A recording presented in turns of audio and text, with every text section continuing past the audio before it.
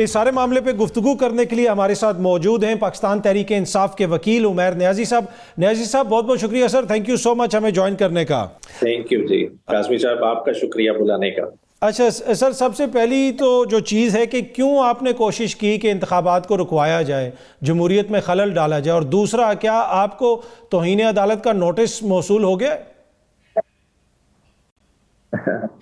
अच्छा, बुनियादी तौर पे देखें जी, तहरीक इंसाफ फेडरेशन की जमात है। हमारी गवर्नमेंट थी, अप्रैल में खान साहब की गवर्नमेंट को रुखसत किया गया। बाद में हमारी 2 प्रोविंसेस में अपनी ऑन आवर ओन बगैर कोलेशन के गवर्नमेंट थी। हमने वो गवर्नमेंटें सेक्रीफाइस की, क्यों की? ताकि इस मुल्क में इलेक्शन हो सके।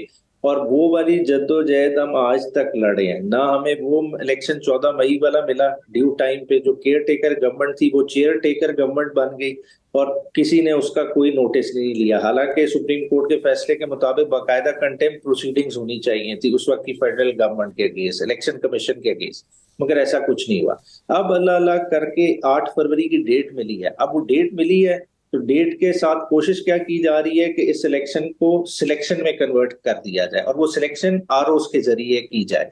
हमने कोशिश क्या की है कि जो इस मुल्क में इलेक्शन हो वो फ्री एंड फेयर हो, क्योंकि कॉन्स्टिट्यूशन खाली ये नहीं कहता कि इलेक्शन होने चाहिए। इलेक्शन होने चाहिए मगर they should be fair and transparent, ताकि उनकी क्रेडिबिलिटी हो और ऑल अक्रॉस द पार्टीज उसको कबूल करें। और इसीलिए हम एजिटेट कर रहे हैं। हम उससे बियॉन्ड तो रिलीफ मांग ही नहीं रहे। हम तो कह रहे हैं कि 8 फरवरी का इलेक्शन 8 फरवरी को ही हो। ठीक है। अच्छा सर, तो ब्रीफली अगर बता सकें, तौहीन अदालत का कोई नोटिस वगैरह अभी तक आपको मौसूल हुआ है? अच्छा, ऑर्डर तो देखें उसी रात कॉपी 6 पेज का ऑर्डर था, सर्कुलेट हो गया। उसमें वो एक्सप्लेनेशन की गई है। अभी तक पर्सनली अगर मैं कहूं कि through process of court, through post मुझे नहीं मिला, मगर जाहिर बात है। अच्छा सर, उस दिन वहां पे इतनी इंपॉर्टेंट हेयरिंग थी, तो आप लोगों ने क्यों नहीं उसमें शिरकत की?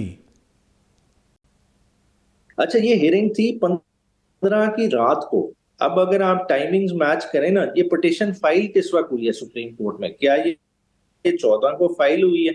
14 को हमें कोई नोटिस जारी हुआ है? ये तो 15 की कोर्ट आवर्स के बाद सुप्रीम कोर्ट की रजिस्ट्री को खुला के जो स्टाफ चला गया था उन्हों को घर से बुला के एंटरटेन की गई है। पिटीशन, नामुकम्मल पिटीशन, उसको फौरन से नंबर लगा के प्रेजेंट कर दिया गया और उस पर हेयरिंग की गई है। तो वहां वो हमारा कौन बंदा पेश हो सकता था? बेसिकली ये कोई इस्लामाबाद हाई कोर्ट का तो केस नहीं था, ये तो स्टे ऑर्डर था लाहौर हाई कोर्ट का, जो हमने लाहौर हाई कोर्ट में मैटर एजिटेट किया। अब लाहौर से इस्लामाबाद का डिस्टेंस कैलकुलेट कर लें, ये तो नोटिस किसी तरह का भी नहीं था कि कोई पेश हो सके। ठीक है। अच्छा सर, ऑब्वियसली इलेक्शन भी आपके मामलात चल रहे हैं, अगर बल्ले का निशान नहीं मिलता या दीगर कोई मसाइल होते हैं, कोई ऐसी सूरत है कि जिसमें पाकिस्तान तहरीक इंसाफ इंतखाबात का बाइकआउट कर सकती है?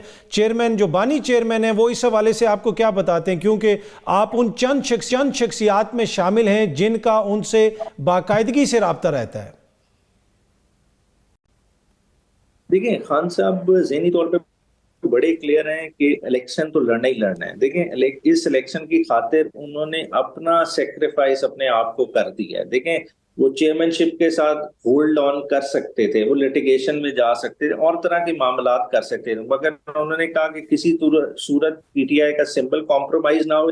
उन्होंने खुद वॉलंटरली स्टेप डाउन किया और गौहर खान को नॉमिनेट किया as chairman in his absence, और पार्टी ने उस चीज को ऑन किया। खान साहब तो इस तबीयत के बंदे हैं, मतलब वो तो है ही नहीं कि जी कि मैं नहीं हूं तो कोई ना खेले। उनका ये वाला टेम्परामेंट ही नहीं है। ऑल इंक्लूसिव पर्सनालिटी है, इलेक्शन को लुक फॉरवर्ड कर रहे हैं। और पीटीआई जो पीपल्स पार्टी गलती कर चुकी पहले इलेक्शन का बायकॉट करने का, उस तरह की बेवकूफी हम करने ही नहीं वाले किसी सूरत भी। जिस तरह का भी इलेक्शन हो हम पूरे जोर से लड़ेंगे और जो इलेक्शन की धांधली है जगह जगह उसको बेनकाब करते रहेंगे। अच्छा, आप कह रहे हैं कि बुनियादी जो आपको इतराज है वो आरओज के ऊपर इतराज है। अच्छा, अब इसमें एक और चीज भी है कि चेयरमैन तहरीक इंसाफ ने खुद भी इलेक्शन लड़ना है। जी बिल्कुल, देखिए उसकी एक वजह है। जी जी बोलिए, प्लीज बोलिए।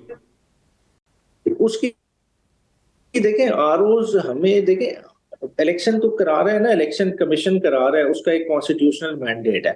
मगर अनफॉर्चुनेटली हमारे यहाँ इलेक्शन कमीशन एक ऑटोनमस बॉडी जरूर है, मगर उसका स्टाफ इतना ज्यादा नहीं है। हालांकि होना क्या चाहिए था कि इलेक्शन कमीशन के पास अपना स्टाफ होता है, वो पूरे मुल्क में इलेक्शन करा सकता है। उसके बाद लिमिटेड सा स्टाफ। तो इलेक्शन एक्ट एक स्कीम ऑफ थिंग्स में प्रोवाइड करता है कि उसने स्टाफ जो बोरो करना है डिफरेंट जगहों से करना है, वो एग्जीक्यूटिव से भी ले सकता है, वो जुडिशरी से भी ले सकता है। ठीक। हमारी मुल्क की तारीख में पिछले 4 इलेक्शन जुडिशरी ने कराए हैं, उनके जो जजेस हैं एज रिटर्निंग ऑफिसर्स काम कर चुके हैं, ठीक है। They are experience, well trained है। इधर क्या किया जा रहा है, एग्जीक्यूटिव को आगे किया जा रहा है। क्यों किया जा रहा है? क्योंकि एग्जीक्यूटिव ये एज अ टूल यूज हो रही है हमारे ही अगेंस्ट, हमें ही मैर्जिनलाइज कर रही है, हमारे ही ठीक है। बंदों को जेल में डाल रही है, हमारे ही बंदों के डिटेंशन ऑर्डर्स इशू कर रही है और उन्हीं को आगे कर रहे हैं। तो यही हमारी एजिटेशन है कि वो उस चीज से हमें ठीक है। इंसुलेट कर दे, हमें गारंटी कर दे, कोर्ट्स करा दें कि इस तरह का नहीं प्ले करेंगे तो किसी को क्या ठीक है। एतराज हो सकता ठीक। है। अच्छा, आखिर में अगर आप बता सकें कि देखिए चेयरमैन तहरीक इंसाफ ने खुद भी इलेक्शन लड़ना है, क्या इस वक्त तक वो इस चीज़ के हवाले से सर्टन है कि वो इन इंतखाबात में अपने कागजात नामजदगी जमा करवाएंगे? अगर वो नहीं लड़ सकते तो फिर क्या होगा और उनका कवरिंग कैंडिडेट कौन होगा? अच्छा, जहां तक चेयरमैन साहब के इलेक्शन लड़ने का ताल्लुक है, इमरान खान साहब का एक की कन्विक्शन है, वो जो हुई है इलेक्शन कमीशन ने जो रेफरेंस फाइल किया था तोशाखाना के एसिड डिक्लेरेशन वाला, उसमें ऑलरेडी उनकी सेंटेंस सस्पेंड हो चुकी है। मगर कन्विक्शन की सस्पेंशन के लिए हमने ऑलरेडी दरखास्त दाखिल कर दी थी, उसमें नोटिस होके बहस होके वो भी फाइनल हो गई है। खाली इस्लामाबाद हाई कोर्ट का उसमें फैसला आना है। जिस दिन वो कन्विक्शन वाला सस्पेंड हो जाता है तो खान साहब इज एलिजिबल और कंटेस्ट करेंगे। ठीक है। वैसे अगर वो नहीं कर सकते या फिर जब भी वो अपने कागजात नामजदगी जमा करवाएंगे, हर हल्के में एक कवरिंग कैंडिडेट भी होता है, तो उनके हल्के में कवरिंग कैंडिडेट कौन होगा? देखिए प्राइमरीली अब क्योंकि ने रिस्ट्रिक्शन कर दी है 2 की, एक मियां वाली से तो खान साहब ने इलेक्शन लड़ना ही लड़ना है। अब दूसरा कौन सा हल्का चुनते हैं, क्योंकि देखें पिछली दफा पेशावर से भी लड़े थे, लाहौर से भी लड़े थे, ठीक है ना, डिफरेंट वेन्यूज से। ठीक है, अब देखें दूसरी क्या चॉइस होगी, ये तो अब खान साहब ही डिसाइड करेंगे और साथ ही साथ कवरिंग कैंडिडेट्स का भी उन्होंने खुद फैसला करना है। तो आप उमर साहब इलेक्शन लड़ रहे हैं? हाँ जी, इरादा है। कहां से लड़ेंगे आप? मियां वाली। और वही खान साहब वाले हल्के से? दूसरे हल्के से? कौन से हल्के से? बेसिकली मेरा अपना इलाका इस तरह से है कि सूबाई असेंबली खान साहब के नीचे नहीं है, जो नेशनल का वोट है वो खान साहब के हल्के में चला गया। अब देखें अब क्या डिसाइड होता है, शहर वाले हल्के से या दूसरे से देखते हैं। ठीक है, उमर नियाजी साहब बहुत बहुत शुक्रिया, थैंक यू सो मच। ये जो रिटर्निंग अफसरान का मामला है, इस हवाले से पाकिस्तान पीपल्स पार्टी भी अपने तहफ़्फ़ुज़ात का इजहार कर चुकी है। बाखबर रहने के लिए सुनो न्यूज़ का यूट्यूब चैनल सब्सक्राइब करें और बेल आइकन पे क्लिक कर दें।